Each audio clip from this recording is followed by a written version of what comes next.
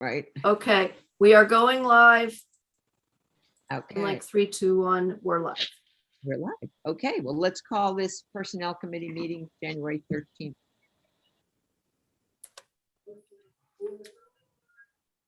So we can begin. Everyone's here. A roll call.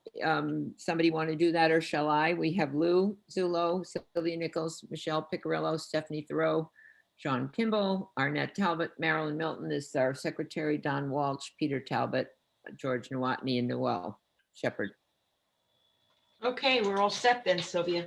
All set. Then let's quickly do the pledge. I will stand you. I will say the pledge. You guys can follow along. I pledge allegiance to the flag of the United States of America, the republic for which it stands, one nation under God, indivisible, with liberty, justice for all.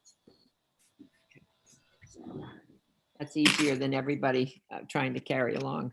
We have a pretty busy agenda, and for the committee who just came in, we're going to switch it around a little bit, and we're going to do item number 6 first, so that we can accommodate Michelle and Stephanie. So if I can just change my order of. It's always about Michelle. It is. That's what I said. You know, they have to. Okay, here we go. It should be.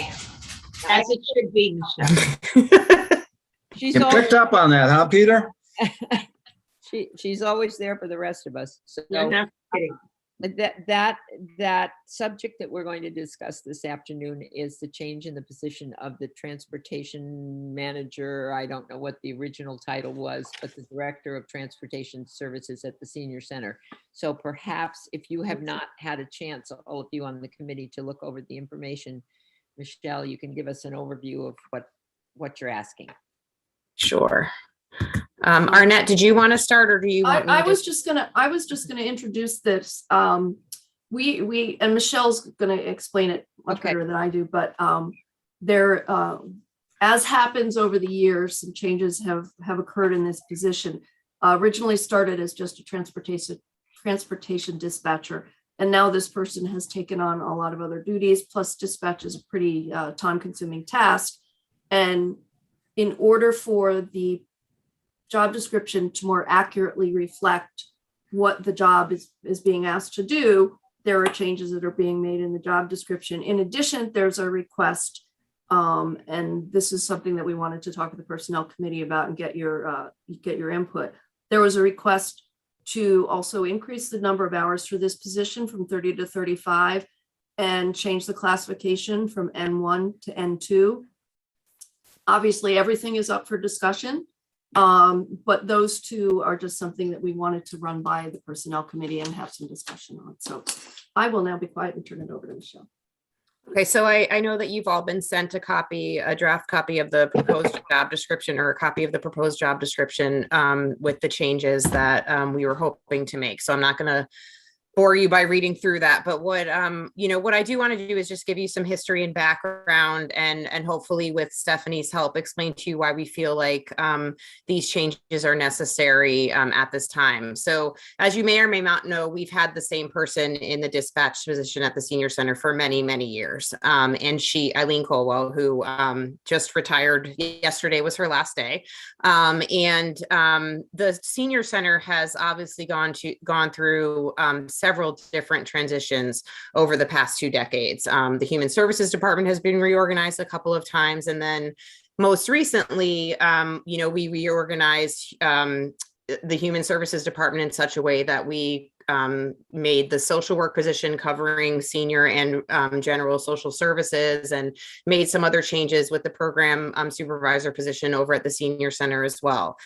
In addition to those sort of restructuring steps that we've taken, we also have been faced with the pandemic and the requirements that have placed on us in regards to virtual programming and different ways of offering programs to our seniors and serving them well, changing the way that we manage our transportation services division to make sure that our seniors are kept safe and that our drivers are kept safe at the same time.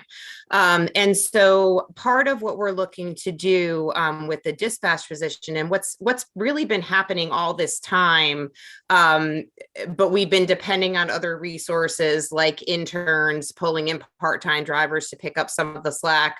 Some of our other staff at the senior center sometimes jump in to pick up some of the slack, but the dispatch position has really become much more administrative in nature. There are different programming things that the dispatcher gets involved in by necessity. So it's not just about scheduling the transportation appointments anymore.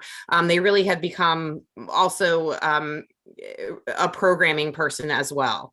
And so we were looking at the job description, in the wake of Eileen's retirement, realizing that, a lot of what she's been doing all this time really needs to be made official, because they're tasks that we've sort of been dependent on the dispatcher for.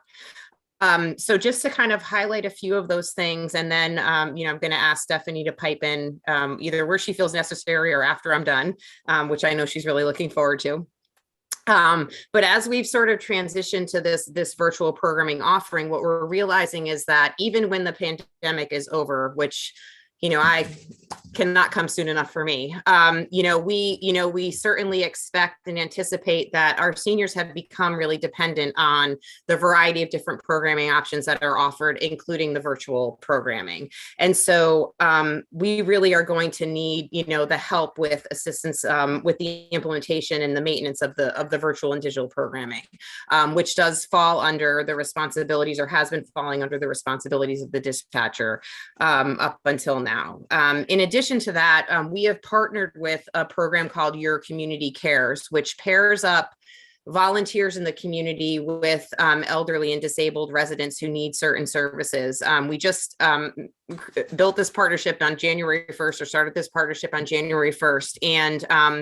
And we're really excited about it because it's really taking off, and it's a way for us to better serve the elderly and disabled residents in our community without, increasing the pressure on our staff. But the dispatch position, the person in that position is going to become, a critical person in implementing that program and connecting people to each other. So we're going to be relying on that position for that as well. And then, like I said, we have had situations. The dispatcher at this point isn't in the office for the entire time that the dispatch office is open. So when buses are running, right now it's a 30-hour week position. The buses are running, and there's actually times during the day where the dispatcher actually isn't in the office. And so one of the reasons that we're looking for the 5-hour increase is because if we have things like emergency cancellations or delays or things like that, or even on a regular basis when we're trying to manage appointments with the buses, it's really difficult if the dispatcher actually isn't in the office. And so we're hoping to add a half hour onto each end of the day so that more of that time is covered by the person in that position. It just, will help us really serve the people who utilize the transportation program a lot better. As I'm sure you're aware, and as you've heard me say before, the number of people who are becoming dependent on our services continues to increase on a pretty regular basis, and the needs continue to change. And so our department, I think, happens to be one that has to really be fluid in terms of responding to the needs of our community. And so this is an area in which we really feel like we need to expand this position. We need to change it. We need to, we need to add the hours, increase the hours so that we're better serving the people who utilize the service. Thank you. Stephanie, do you have something to add to that? You didn't butt in. Right?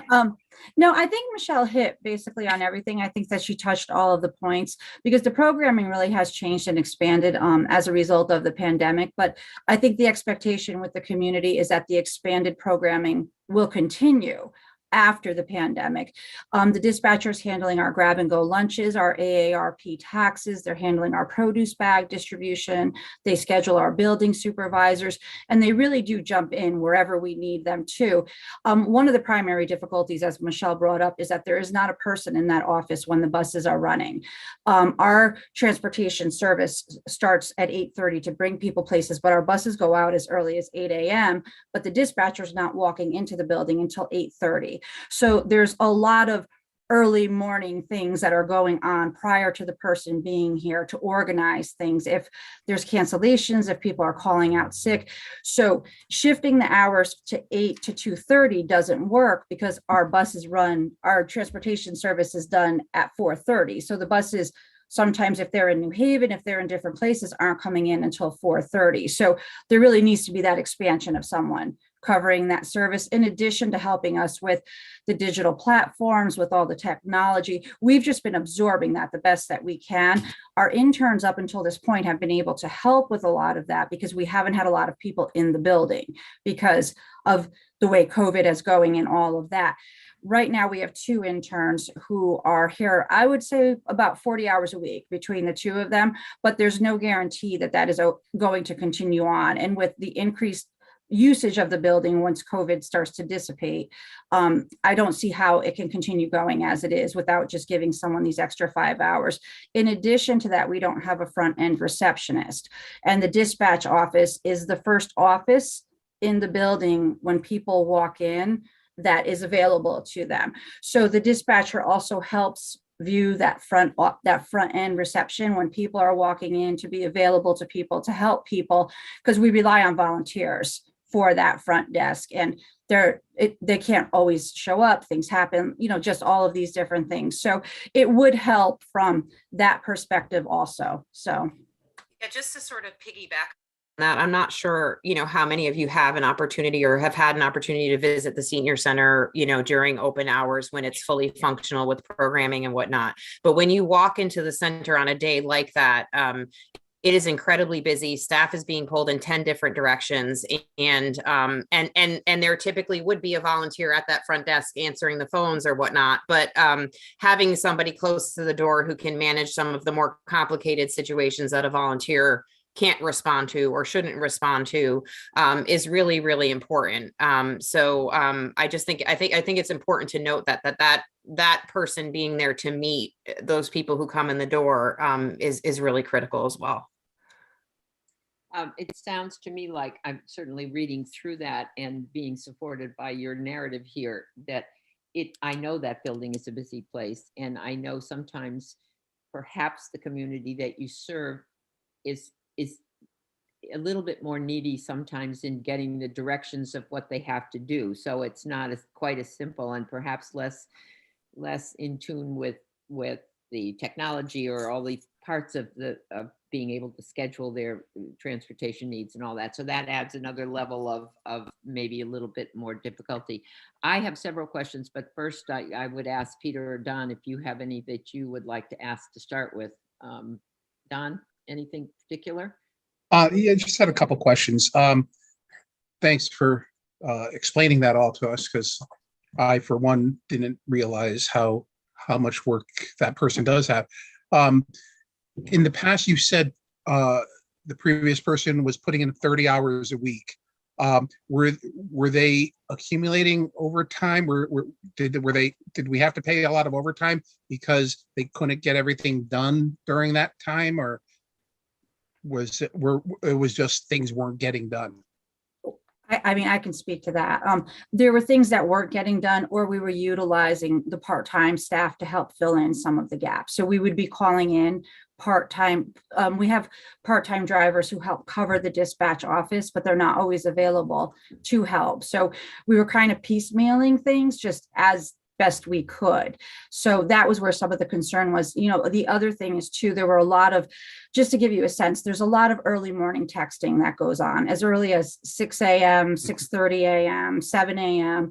with people calling out sick, the changes in the schedule, the meals aren't coming on time, just all of these different things. But that's time that the dispatchers never put in for. So do you have, just curious, how many calls a day, how many bus rides a day on average are we dealing with here? Because it sounds like an awful lot. It slowed down a lot as a result of the pandemic, and other things have come in only because we were only able to put 1 or 2 people on the buses at a time during the pandemic. So, but the buses were still out doing what they were doing. I do a quarterly report and I wish I could remember some of those figures off the top of my head, but I can't. But it's very busy in there.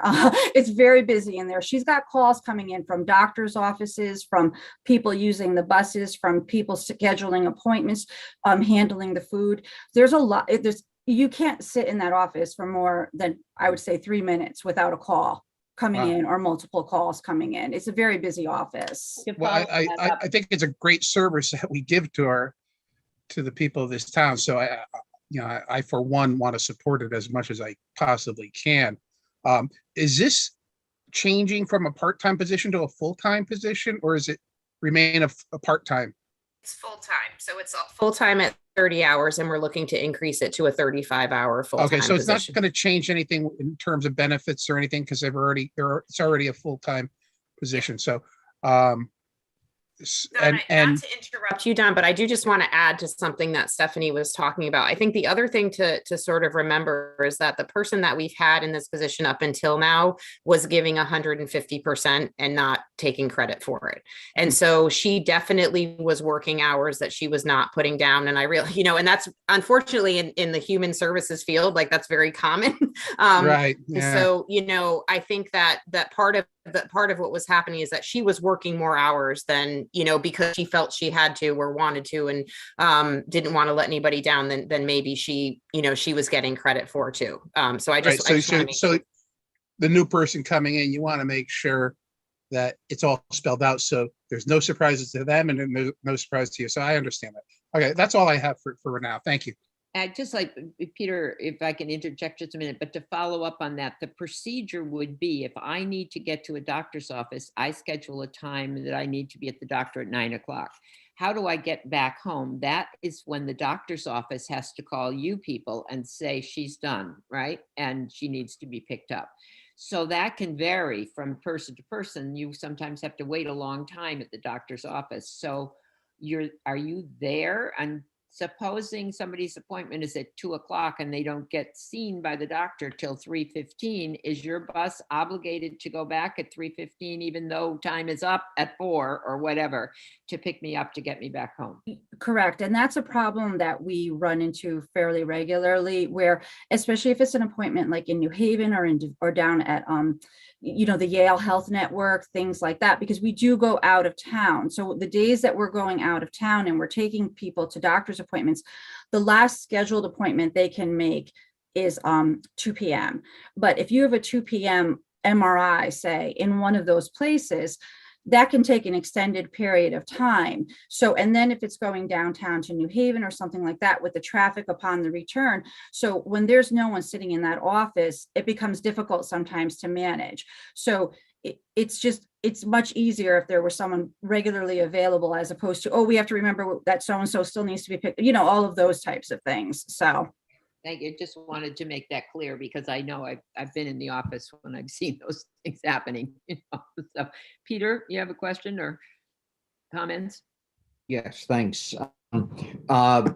Dollar difference between the two positions based on the hours and the shift to a different level. Yeah, Peter, if it goes to an N2, the minimum on a 35-hour N2 is $45,494. So you're probably going from, I think Eileen was making about $20 some odd to a minimum of at least $25. Okay, that's an hourly. An hourly rate, yeah. Right.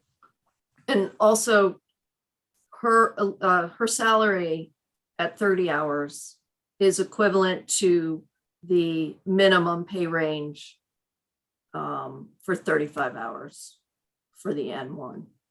And the minimum pay wage for that position is? At 35 hours? Yeah. For N1, it's 30,000. 30,000. 30,030. 30, okay. But I think what Arnett was getting at, she's making the minimum at 30 hours. If she was 35, it would probably be, I don't know, 36 or 37. 35,230. I did the math. See? 230. Okay. Yeah, to The minimum. annualize it to the That's- 35. Okay. All right. At 40. That was one of my questions. And then you had another one, Peter. What was the second one? And then would that be a budgetary impact immediately? Do you want the change, Michelle, to be right away? Or are we going to do this as part of the budget process? So what we were trying to do, which, we know may not actually happen, is what we were trying to do was sort of get the new job description approved before we posted it, so that the person that we hired was, being hired for the new job description. And so, we did start looking at this, a couple months ago. It took a while to get all the, the corrections and to figure things out and whatnot. And so, so now Eileen left yesterday. So we have come up with a plan to try to cover things, for as long as we can. But, we definitely don't want to wait too long to fill her position. And our hope was really to hire the new person with the new job description. So it's probably, Sean, it's going to be about a third of a year. And if it was here in the numbers right, it's about 10 grand. So it's 3,000 or so rough numbers that we'd have to make up between now and the end of June. Which I'm fairly confident that you can find in your budget. Yeah. Have we got any money there? But was The that answer to that is always no. I couldn't tell if you said Sean or Michelle, to be honest, but if you said Sean, then he doesn't want to ask me that question. Yeah, when it comes to number stuff, it's either you or Jim, Sean. no, that's fine. Yeah, look, I think we can. I mean, obviously now there will be a vacancy. I know we were trying to avoid it, but that will help, a little bit. And ultimately it will depend on a number of factors, but usually that amount we can usually accommodate. And if we have to do a budget transfer, we will.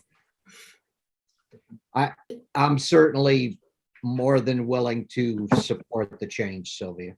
Yeah, as am I. And those were the two questions I had. I think that we have before us today and will have in the next couple of months several changes in job descriptions and so on. So they are going to be resulting in budgetary impact as we move forward. So we have to keep in mind that this isn't the only one that's coming before us pretty soon. But in this case, I think that I would definitely support it. I think that the job is an important job. And I think you've done an admirable job at trying to keep it going with the challenges you've had with part-timers. You have always had a part-time staff greeter. What's the word I'm looking for? Your person that greets me when I come into the Receptionist. There you go. See, you think I've got a few things on my mind. A receptionist. Or they're volunteers. Yeah, our greeters are volunteers. Yeah, they're not staff. You don't see that that's going to be coming forward to us for another paid position that you want to add in addition to this? I mean, Sylvia, if you're, willing to add another position, we're happy to do it. No, but I don't want to have to be put in a position of saying, okay, well, now we have three more that all have very valid reasons why we need to have. I think this one, to me, be one of the months that will impact the most functions within the agency. And so that's why I would support that. So if we were going to pay any of our volunteers, I think it should be our town council, just personally.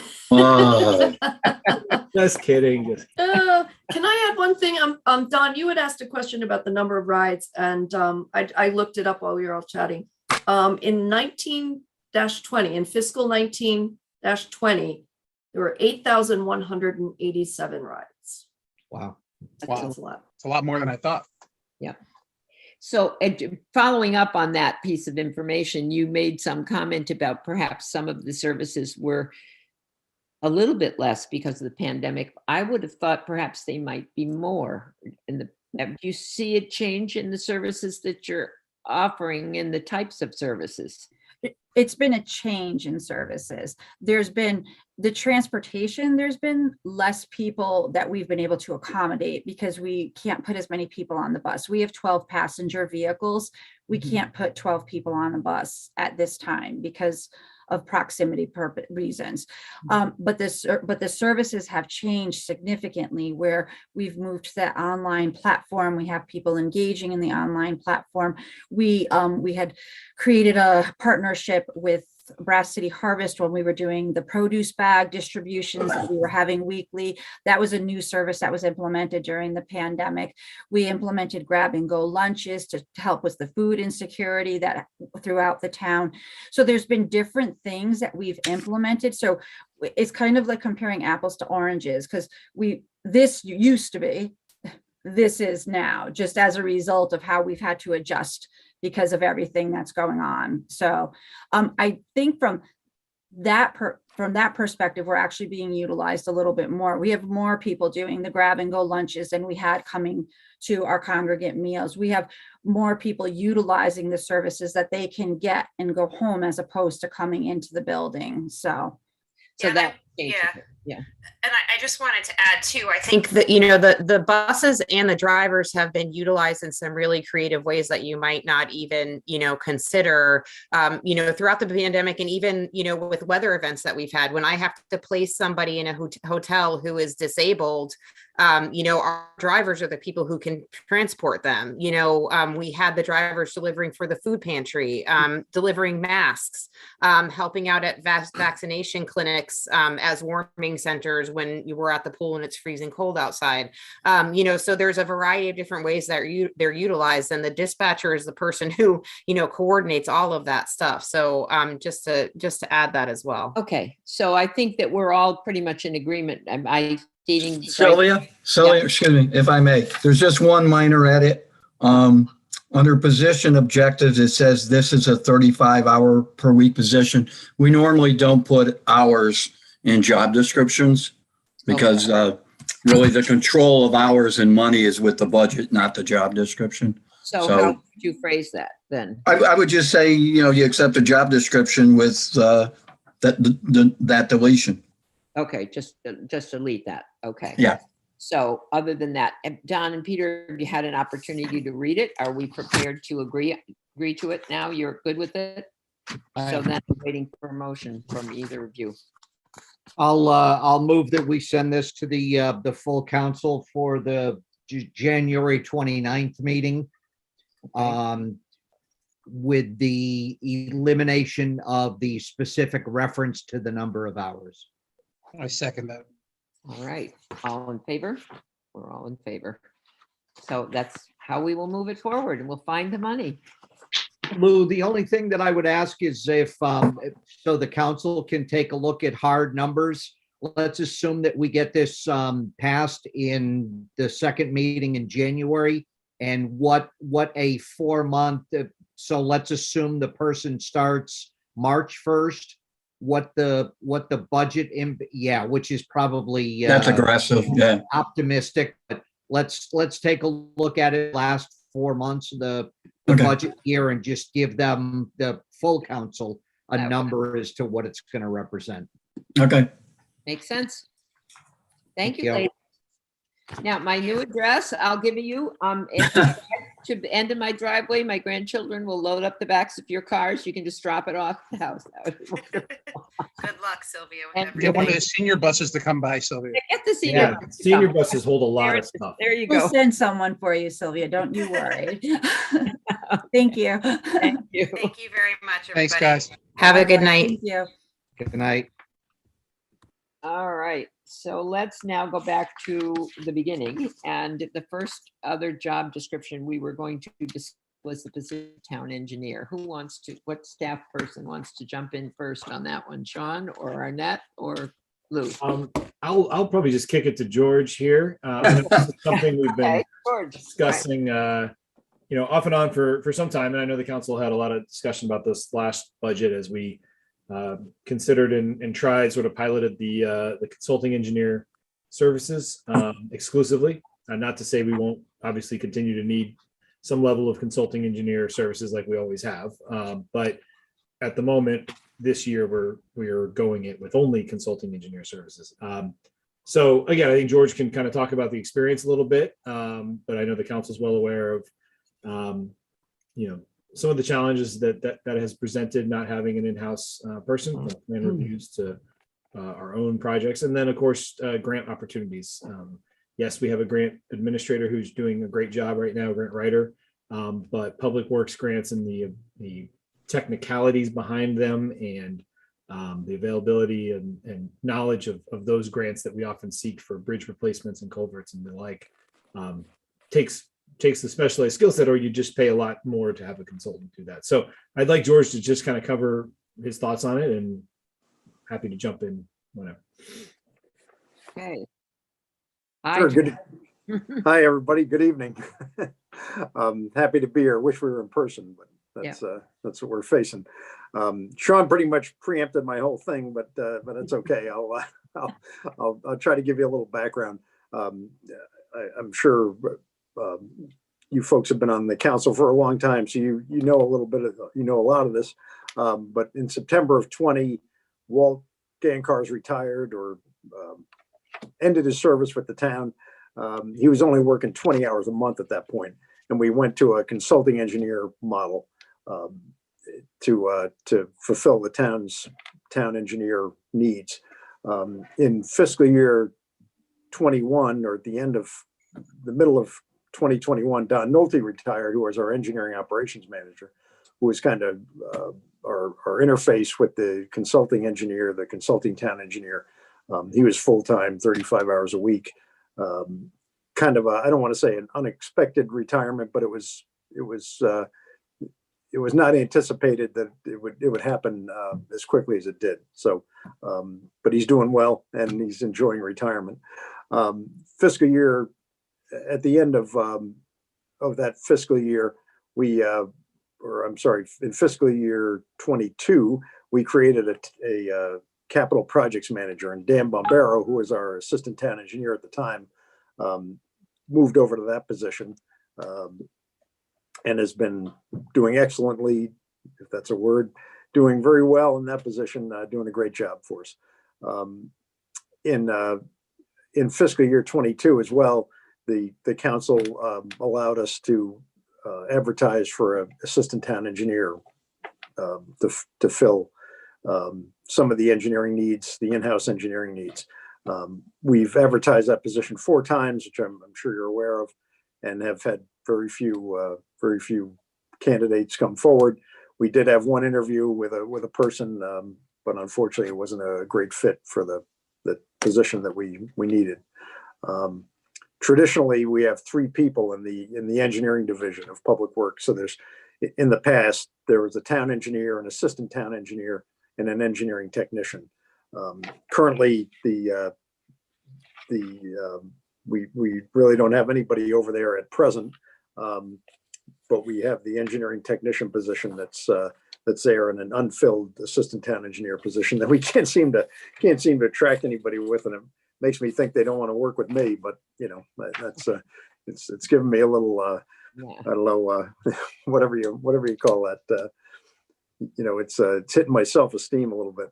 But anyway, the town engineer position. So what we're asking to do is that there's not a tremendous amount of accredited engineers in the marketplace. So partially, I think, due to the job description, which is currently an assistant town engineer, but we kind of bumped up the job description to include a lot more robust things than a true town. I'm sorry. We have an assistant town engineer job description. We kind of bumped that up, and when it got approved, to include more things than you'd expect from an assistant town engineer. It's kind of a hybrid assistant town engineer job. And part of it, I think, is that maybe the title of it is not as grand as it could be, and the other part, of course, is probably the salary is not as attractive to folks who are in the private sector or wherever, and that's booming, I think, at this point for engineers. So we're coming back and asking to upgrade the position to a town engineer position to kind of give us both those pieces that we're missing right now. So the town engineer, I won't belabor it and go through the whole job description, but it's generally a person who's a technician first. They're certainly a manager of some type, but they're kind of a technical expert in the engineering side of things, and they end up supervising in our traditional method, the assistant town engineer, the engineering technician, and to some degree, the water pollution control department superintendent. So they have some responsibilities down there. Very broad responsibility. You know, they have to take care of town engineering capital projects a lot of times. Things when we do drainage improvements for the town, or bridges, or culverts, or any other number of things. They get involved with plan review through planning and zoning to make sure that they're up to the town standards. They have some oversight at the water pollution control department for the folks down there in that process. And then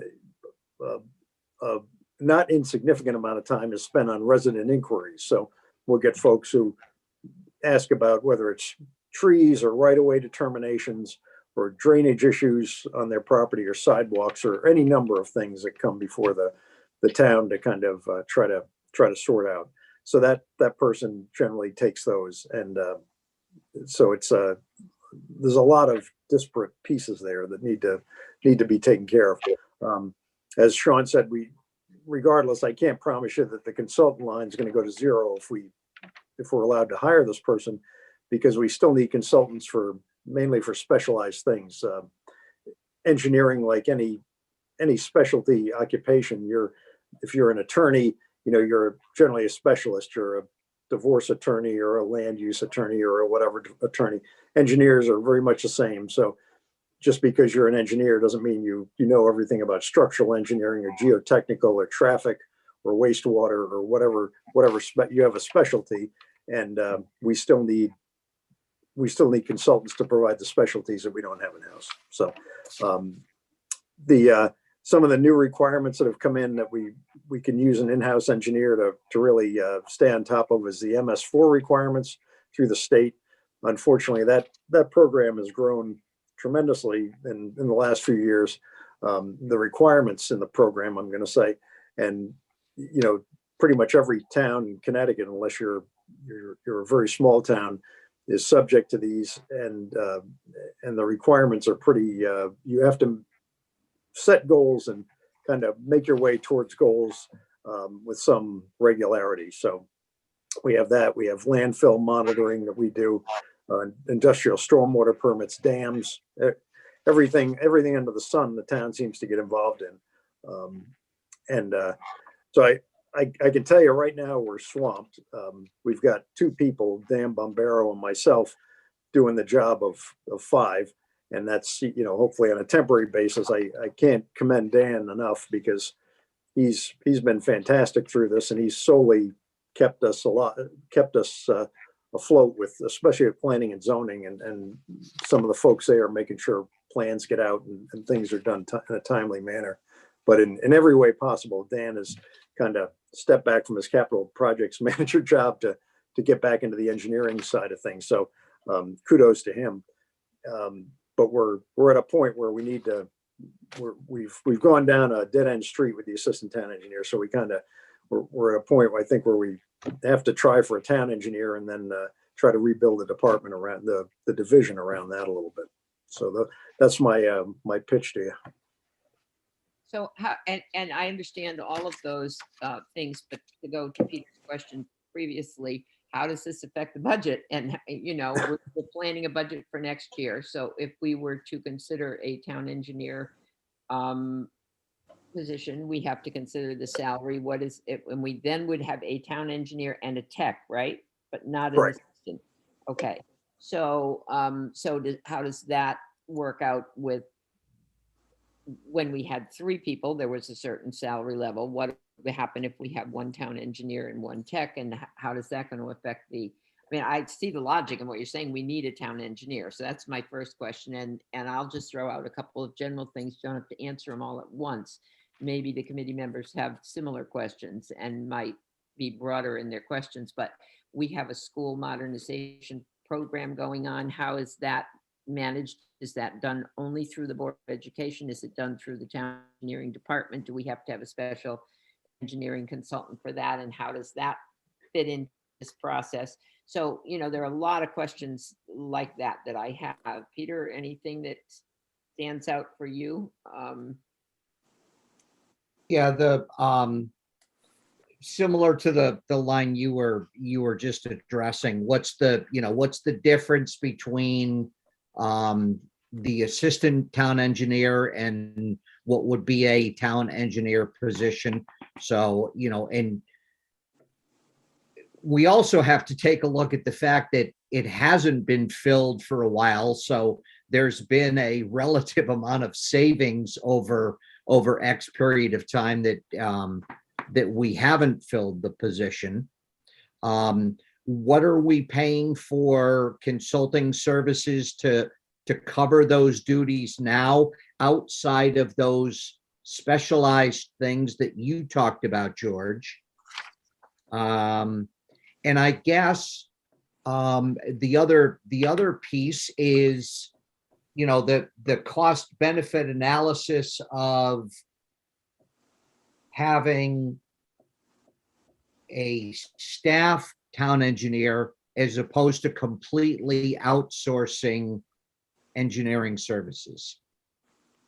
Because those are, Maybe I can take the first part of that, which is just maybe the easiest part. We to your point, Peter, we had 80,000 budgeted in the current fiscal year, 80,000 even, as a placeholder, if you will, for the assistant town engineer, which we haven't filled now for over 6 months.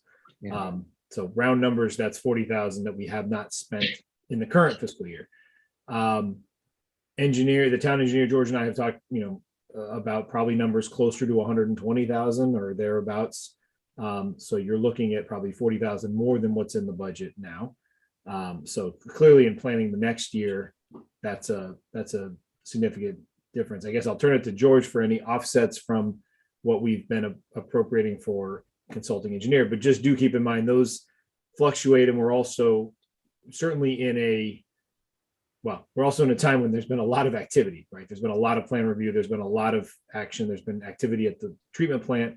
So we're also spending, as you can imagine, it's sort of not apples to apples. So, but George, maybe you can kind of piggyback on that a little bit. Sure. Yeah, and it's as Sean said, it's kind of difficult because we have, what I can tell you is the plan review part of it and the kind of the wastewater, the WPCA reviews and that sort of thing. We're halfway through the year here, but we're probably going to push $100,000 on that stuff for a year if it tracks the way it is. There's some buried costs that we use a consultant for that can be quantified, but it's just difficult. But they're by project. So some of these capital projects, we've got the consultant costs kind of buried in that specific project for whether it's the Industrial Avenue culvert or the Cheshire Park drainage or what have you. So there's we would have to have those designed regardless. So there's a consultant we have to pay to design it, but we also kind of have to pay a consultant to oversee it and critique it when necessary. So we're paying double consultants that sort of way. But that's not an insignificant amount of money. And again, these are one of those ones I can't say that number is certainly not going to go to zero, but it'll go down by some relatively small percentage in the grand scheme of things. But dollar wise, it might be a big dollar number just when you add them all up. To go back to Sylvia's point, the schools, I know the council's looking towards putting forward a plan.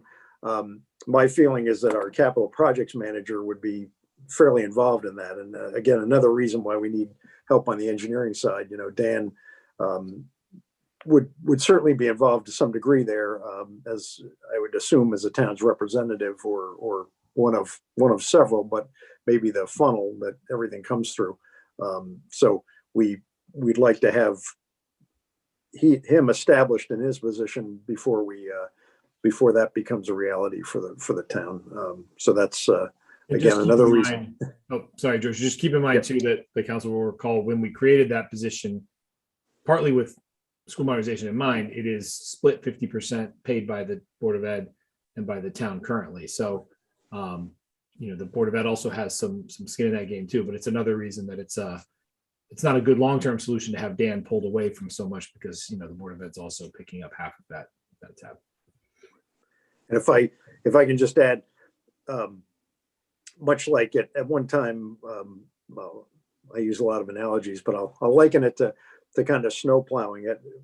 A number of years ago, we were asked to kind of cost out snow plowing, and much like our consultants, our engineering consultants, we only get the service we get from them for the hours that they're engaged. So we pay obviously for every hour that they work on something, which is fine. But in the intervening time, we get very little from them.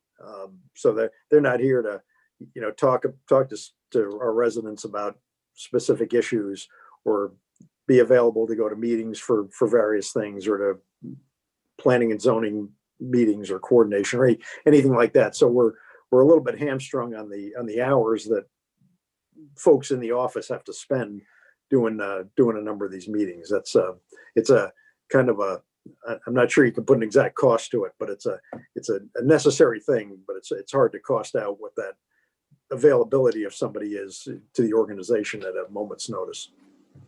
And just, Don, I know you want to jump in. Let me just do a quick follow-up that I think George can give me a quick answer on.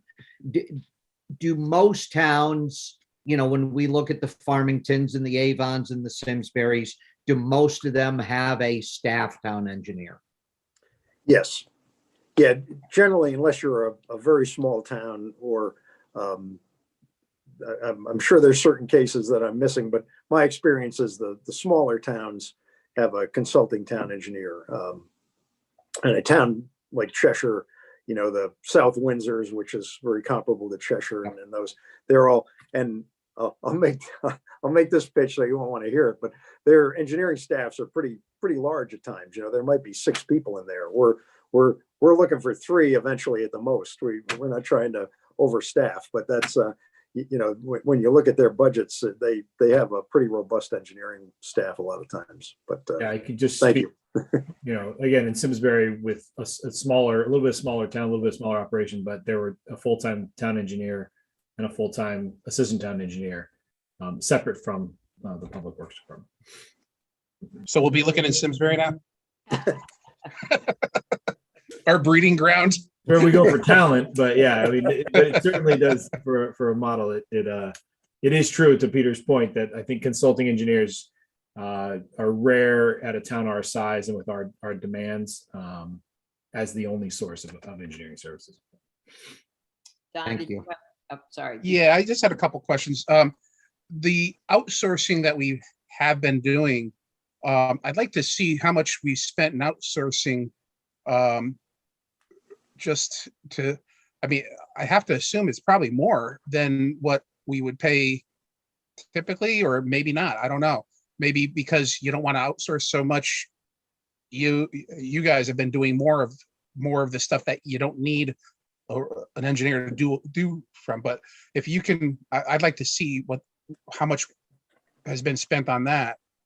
And the other thing is, the job description that we see is for an assistant town engineer. So I'm assuming you're going to have to rewrite that to include, if the salary is going to be, another 30% higher, I would think that, there'd have to be a little bit more meat on that job description for them as well.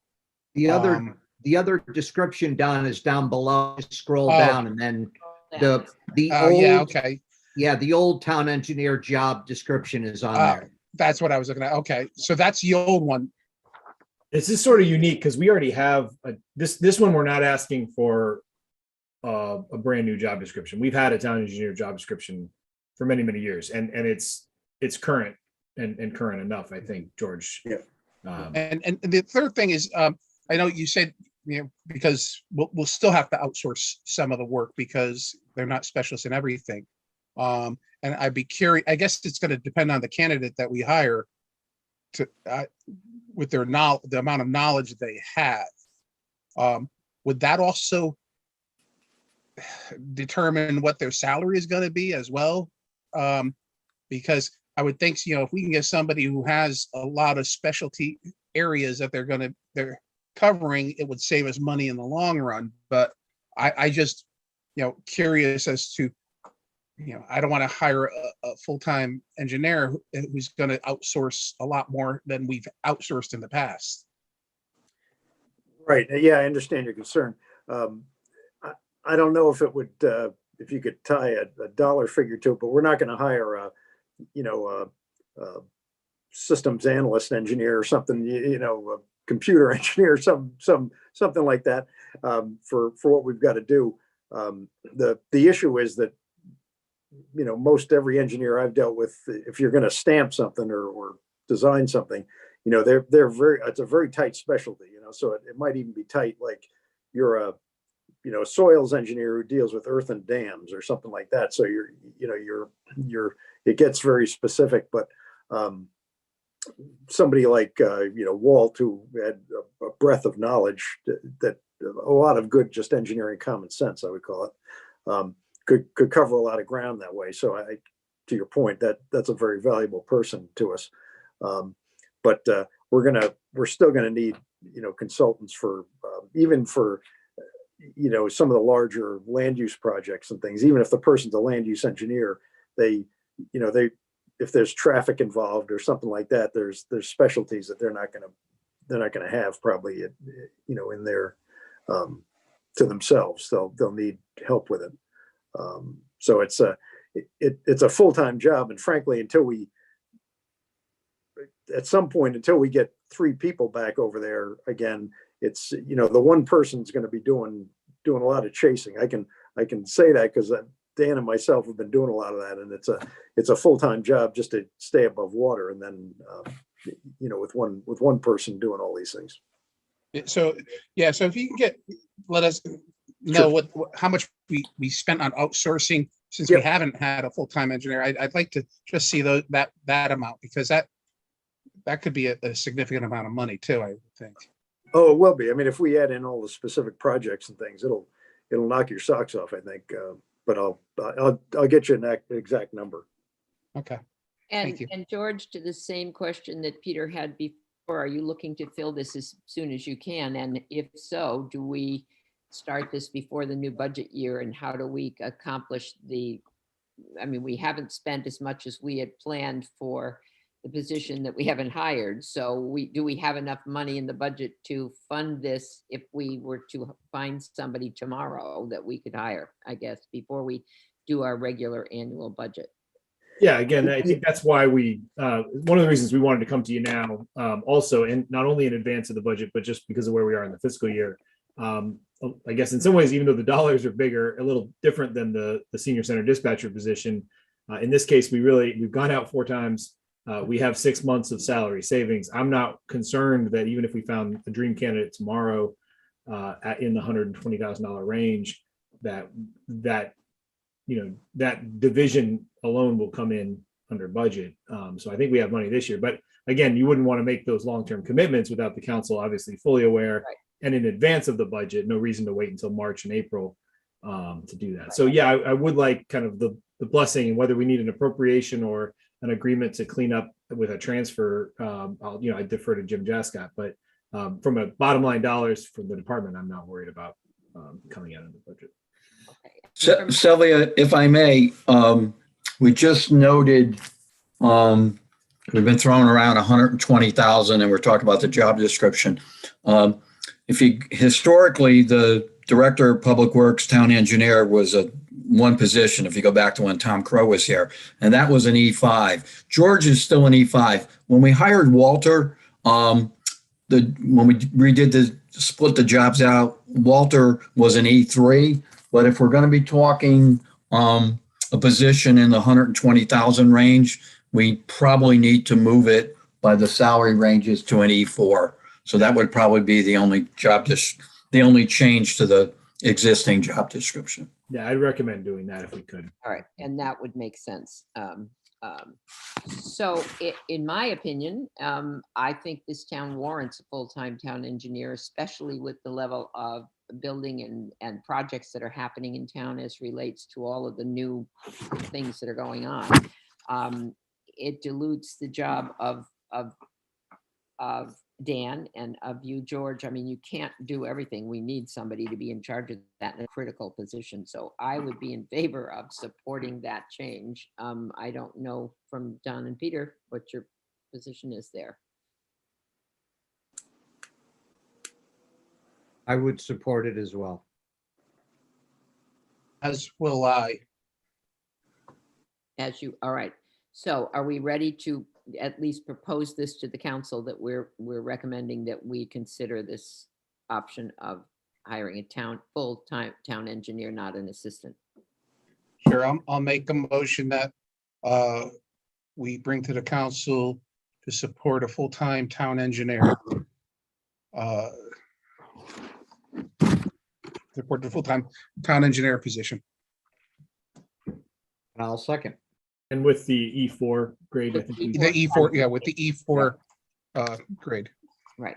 Okay. All those in favor? Okay, so we agreed to pass that on to the council. So that was a good Sure. thing. George, we'll see how that works for you. We see if we can get you a little bit of help in that position. What happened? Thank you very much. I vote yes as well. So thanks for your help. I appreciate it. Well, I hope so. Have a good night. Take care, George.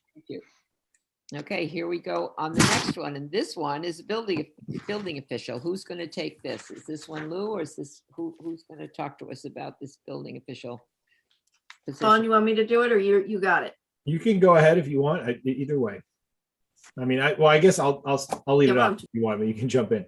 The short version here, and even though the agenda says assistant building official position, it's really consideration of a deputy building official position. So what we have in the, and you'll see both job descriptions attached. We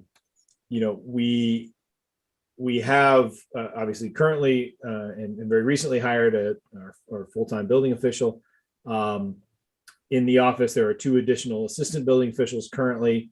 One of them has certainly more years of seniority and is somebody that has been, actively trying to pursue the formal building official certification. And the intention here is really pretty straightforward.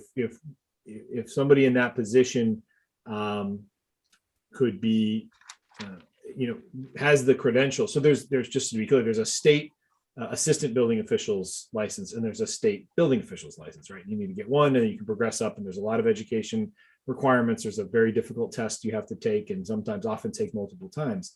The intention here is that if somebody in that assistant building official position were to acquire the building officials license, but not obviously take the role of our one building official, that they would have sort of an intermediate step here, a new description that recognizes that achievement and their value and their ability to step in.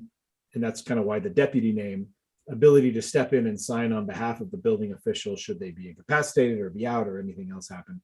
Again, assistant building officials can do that within certain parameters, but just again, recognizing the additional value they have, not only the fact that they could get poached and stolen by another town, as often happens, these positions are very much in demand. So my recommendation is to create a position for deputy building official, and then should one of the assistant building officials qualify for that position, that they would then be a candidate for that position in the future. Questions from anybody? So there's currently nothing on the books that allows for this then?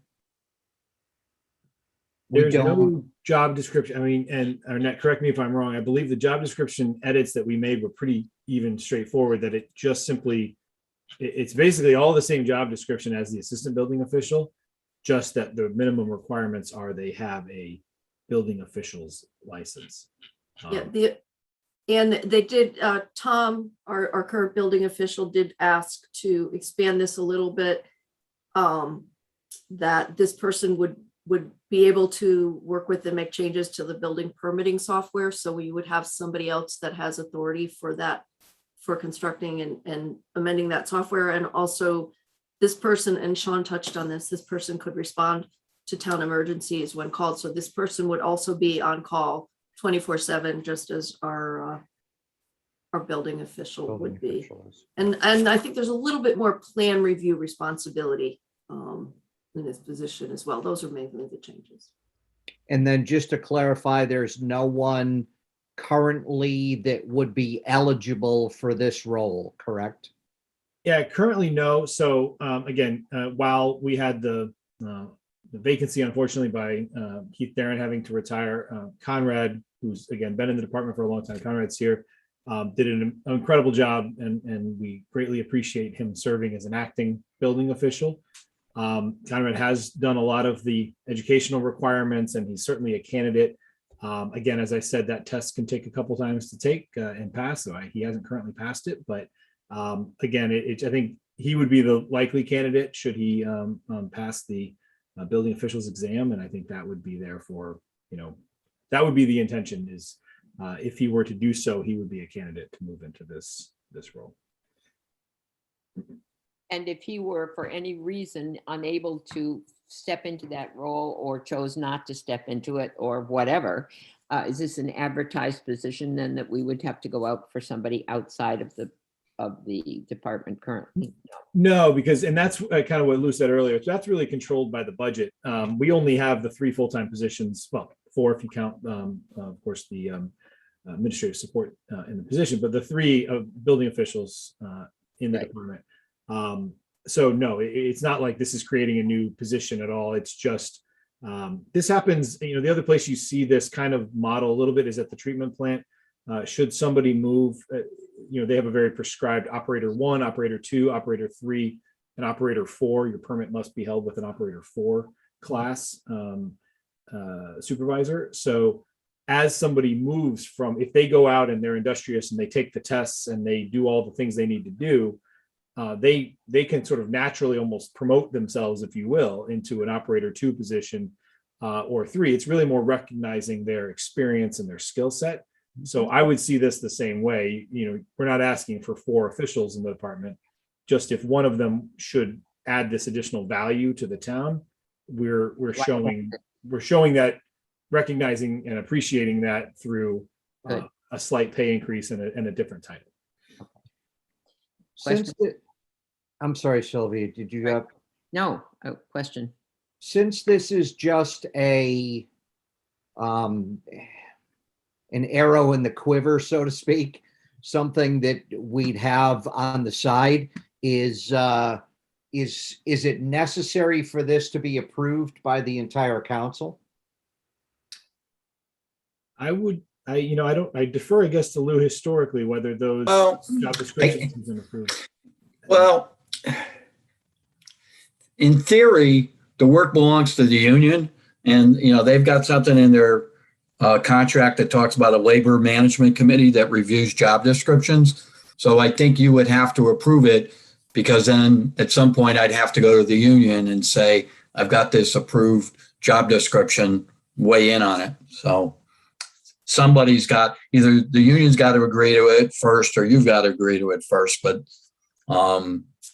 I think there has to be some meeting of the minds that that's what we want to do. But I think the way Sean described the treatment plant is exactly what's really happening. Someone gets certified from a 2 to a 3 and they automatically move up. In this case, that's really what's going to happen. But there's no job description for, that has that job. So I think the job description has to be approved. And I think the council has to understand that if the person moves, that they're going to get an additional amount of money. It's also possible that he takes and passes the test, during the budget process. I mean, in the next 3 or 4 months, in which case that would effectively become the approval at the council level, that in the budget book, you've got, a building official, a deputy, and an assistant.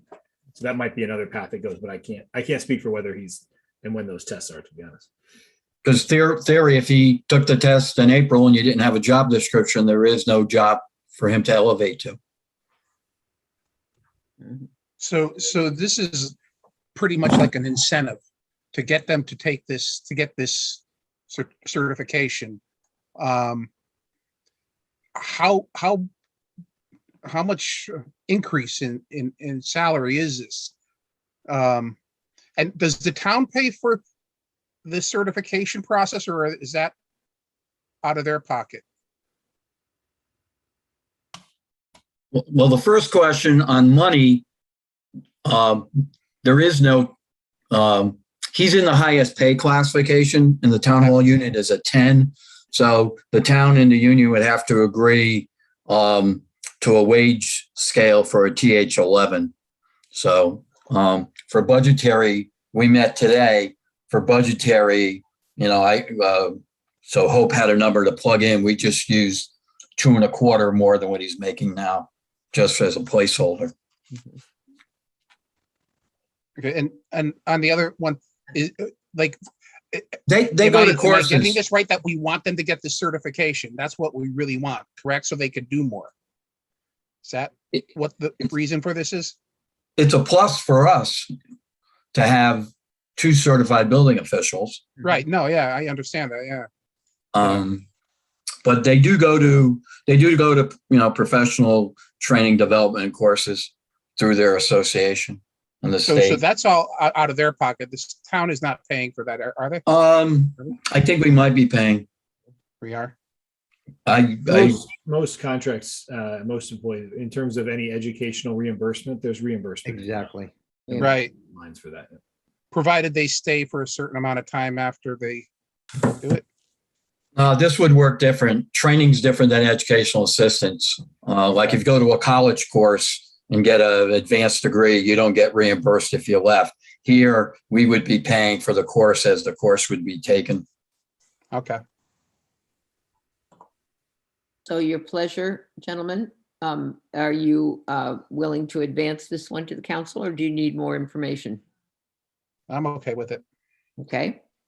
Okay, then somebody make a motion. I'll make a motion that we advance the position deputy building official with a new classification of TH 11.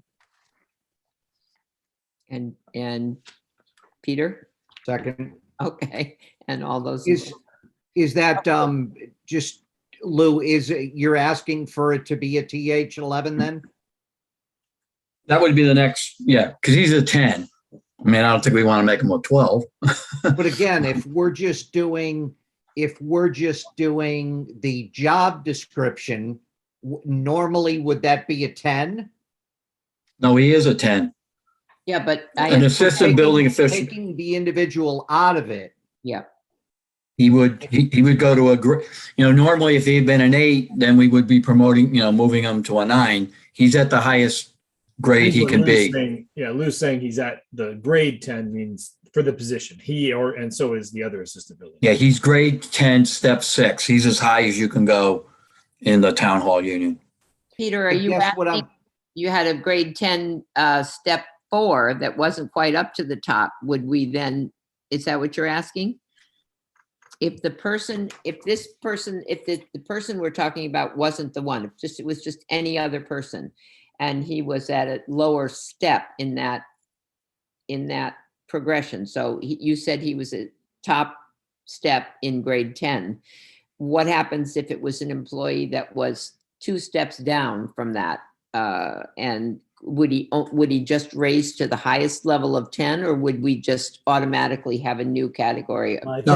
I think there's 2 things going on here. There's steps, right? And there's grades. And Right. he is not only the top, when Lou says he's the top grade, Right. the highest grade in the town hall union contract. Okay. So that position is deemed higher and therefore has a higher pay range than the entry level positions within that same union.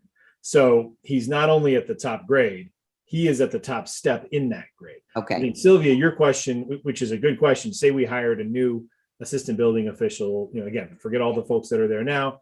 They're here a couple of years, they study really hard, they go get it. Yes, and what you're referring to would be if they've maybe moved up 2 or 3 steps within that top grade, they would be eligible to go to the lowest step, but on that new grade of 11. Okay. So I think to your point, we'd want to make sure we've crafted, and I know we don't have before you exactly what grade 11 will look like. Lou was using a 2.25% placeholder maybe on each step. But we'd want to make sure that in that scenario, it still makes sense. Certainly you wouldn't want someone to move. Now there's also language in the contract that if you do get a promotion, you get a minimum, there's a minimum, you wouldn't want to get a promotion into a grade where you then take less pay. Like you wouldn't want to start at step 1. That might be, oh, you get placed on the scale equal to at least 5% from where you were before. So if we created a TH11 with 6 steps, he'd be guaranteed that he would go to the step closest to where he is now of at least 5% or more. Okay. Makes sense. But I guess where I was going was, if we're just creating the job description, do we have to attach it along with a new TH11 grade? No, because at some point I'll go to the union with a proposed, step. Well, let's say we're already 2 years into the contract. So I'd probably give them a 6 steps for the fiscal year that starts 7/1/22 and the fiscal year that starts 7/1/23. And we would agree to whatever those numbers are. Yeah, so I think what we want to do for right now is just approve the job description and have that as as something that Sean can utilize should this individual, achieve the certification. And then we would look at creating the grade based on the fact that that individual is at a level that requires an additional boost. Or am I missing something? No, I think you got it. Okay. I think All that's right. clear. Yeah. Yeah. That's fine. So all the other job descriptions that we have, though, have these classifications, right? Yes, Most of the job descriptions we have already have these classifications, correct? Every job, whether it's a union job or a non-union job, has a classification. So we will plug the classification in at a later date on this one? No, he's going to be a TH11. We're going to plug in the money. Okay, but we don't need to list that it's a classification. I'm a little confused, I So your guess. question Yes, is- I am too, still done. So in other words, we've always done these job descriptions absent of individual people. Joe or Sally is a this, so now they're going to be a that. So let's take that out of it and just say we're creating this position that's a deputy building inspector position that has these requirements and everything else. It's there for an assistant building inspector to aspire to with the correct certifications. I mean, So- yep. If In theory, let's it might say not be either of the 2 guys now. It may be a guy 3 years from now. right. Right. and that's So- what people's concern is. Yeah. Let's forget the fact that we have somebody at the top grade and step of TH10. Would we still want to classify this job description as a TH11 right from the very beginning?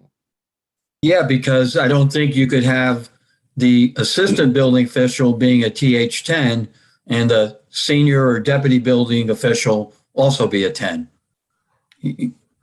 Okay.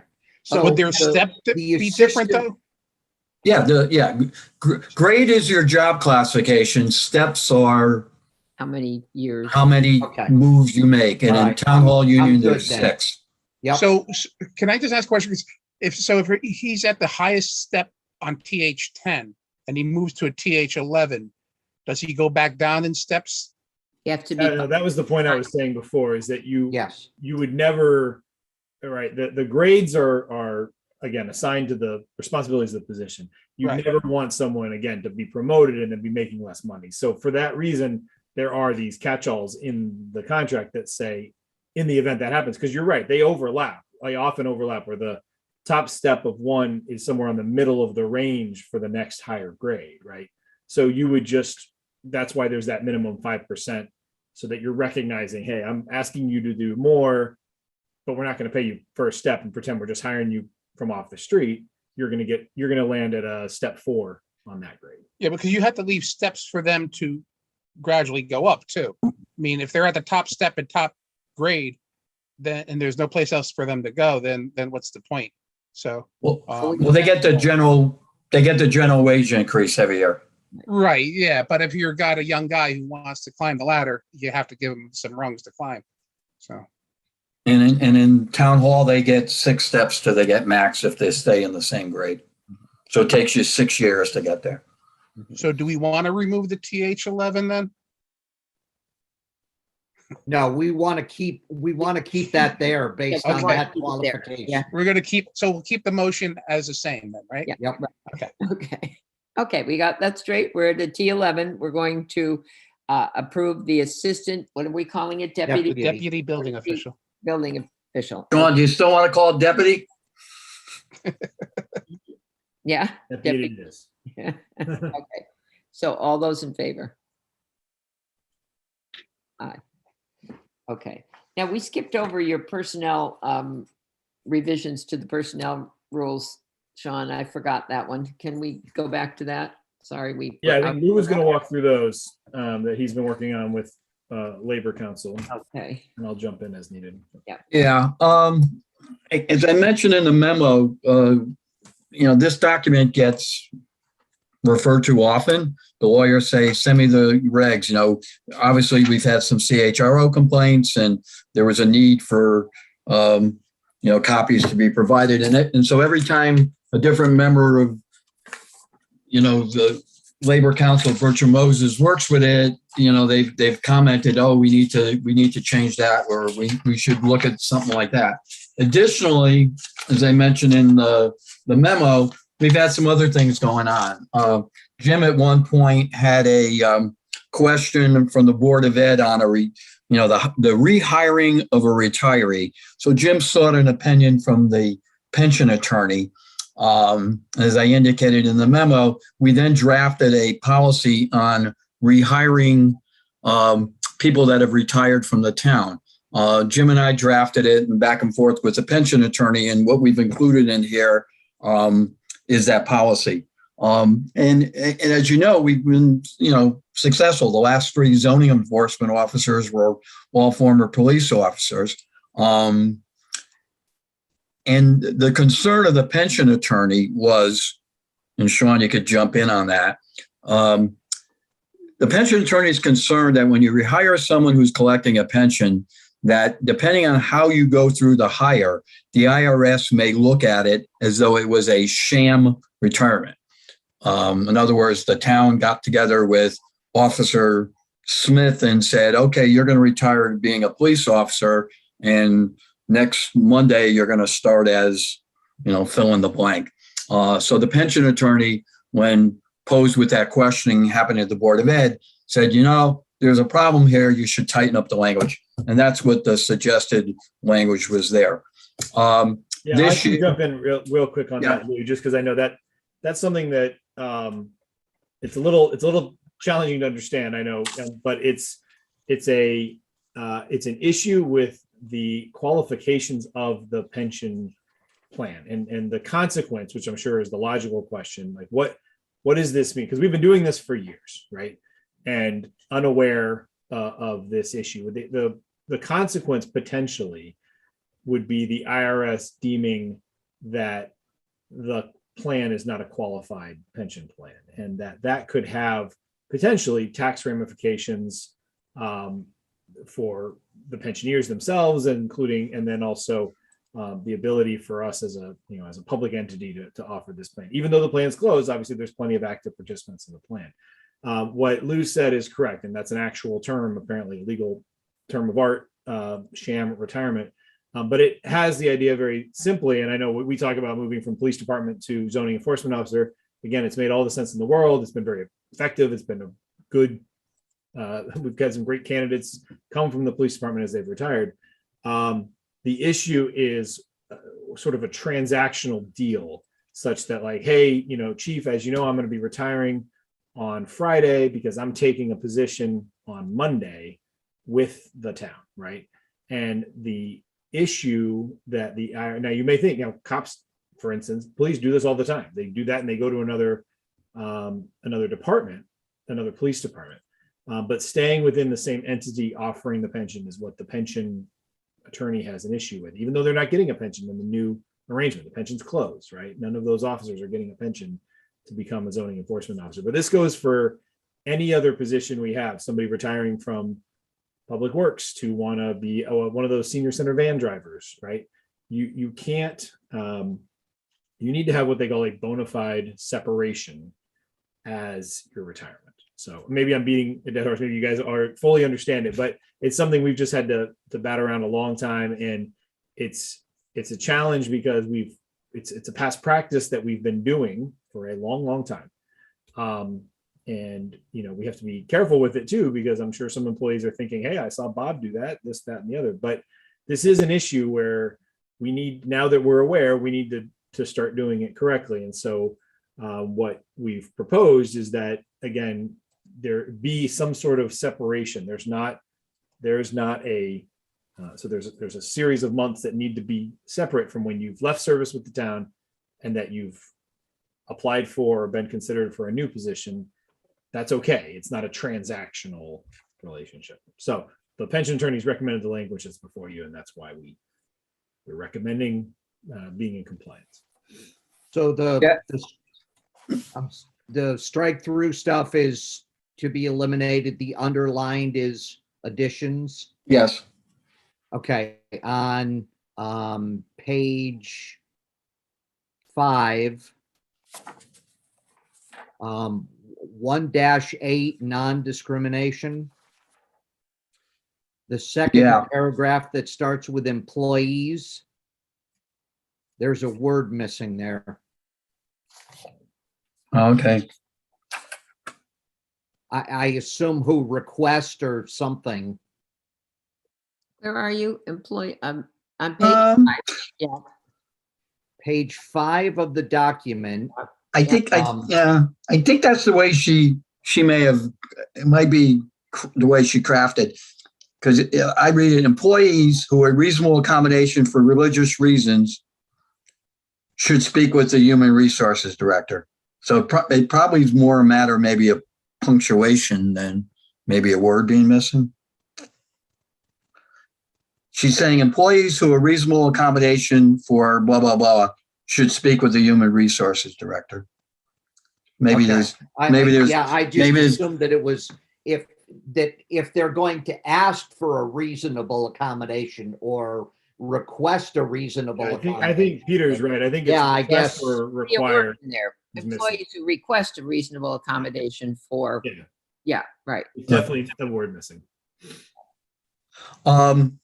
Also to point out, last year when we switched insurance carriers, John Golick had a request for the town's molestation policy.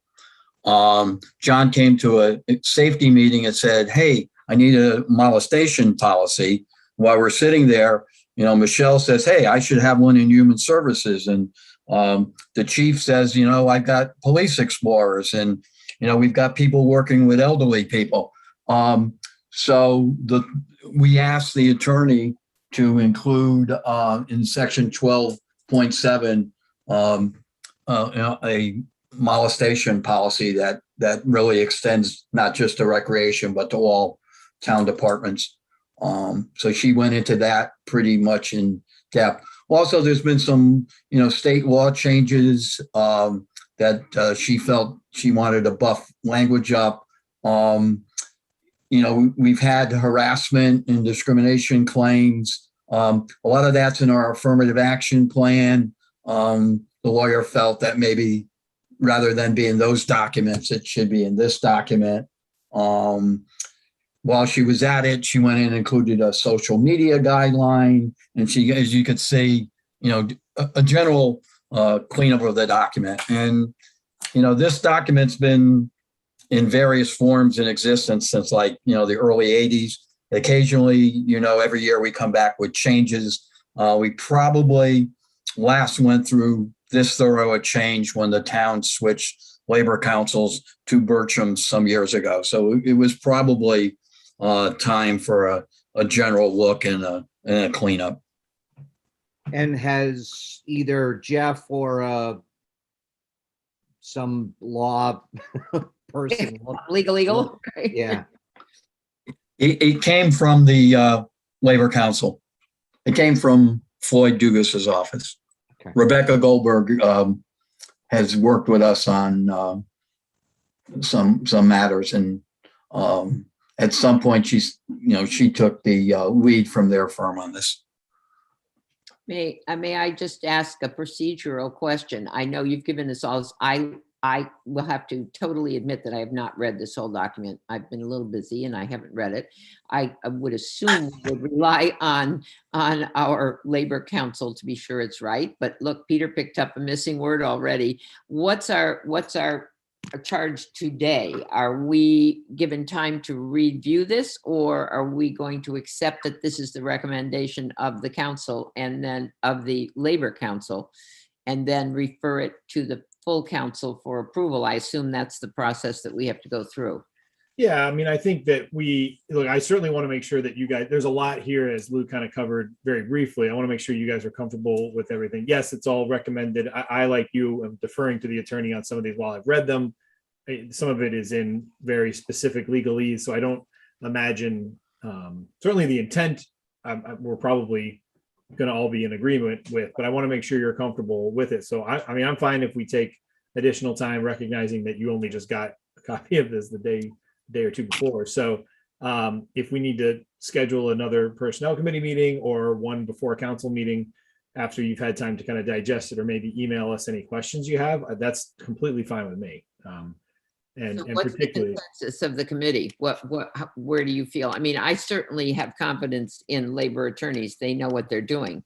I just have not read it. And, I grew up and was told you never sign anything until you read it, right? And I haven't read this one. What do you, Don, and I'll defer to Don and Peter and your recommendations here. What do you think? I mean, I went through a lot of it. Word for word, I haven't read every single, but I did go through a lot of it. I had noticed that one thing that, ironically, I noticed that one thing that Peter had noticed. But other than that, I mean, I think the council's going to be getting a packet with this in it as well, and we're all going to get it again to read it. But I think we can still send it to the council on our recommendation. Okay. With Peter? the change that Peter had brought You up. agree with that?